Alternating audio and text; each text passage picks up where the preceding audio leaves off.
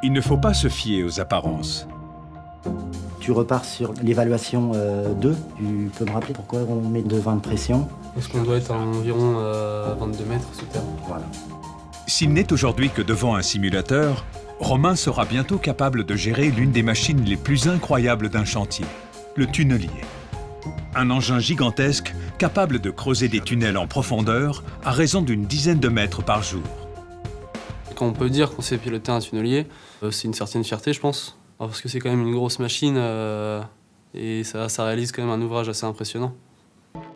Johanna fait aussi partie de cette première promotion de 10 pilotes de tunneliers. Pour se lancer là-dedans, il fallait être curieux déjà de base. Je pense qu'on l'est tous. Les constructions souterraines sont un métier d'avenir parce que sur la planète, on construit beaucoup en surface, mais il y a de moins en moins de place. Du coup, le monde du souterrain va être de plus en plus développé.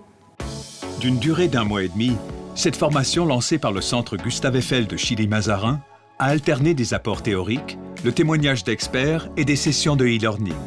Cette formation, nous l'avons lancée à l'initiative de Bouygues TP, qui a identifié un déficit de compétences et de connaissances sur ce métier de pilote de tunnelier. Et nous avons défini conjointement avec eux le programme de formation et préparé sur 6 semaines leurs jeunes pilotes.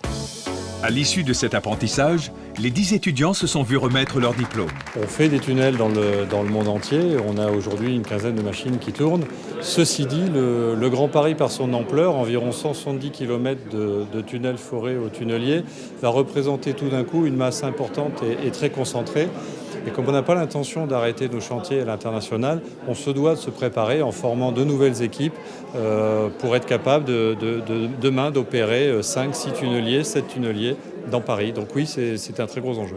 Bouygues a su anticiper des besoins, préparer des jeunes pour des besoins à venir et pour des métiers qui sont des métiers qui vont avoir un développement fort au-delà du territoire francilien, national et international, puisqu'on est vraiment dans la phase de travaux et on a besoin de ces jeunes qui sont là aujourd'hui. Et d'autres, parce que c'est la première promotion. Avec à peine 30 pilotes de tunneliers en France et face aux nombreux chantiers du futur, cette formation est promise à un bel avenir.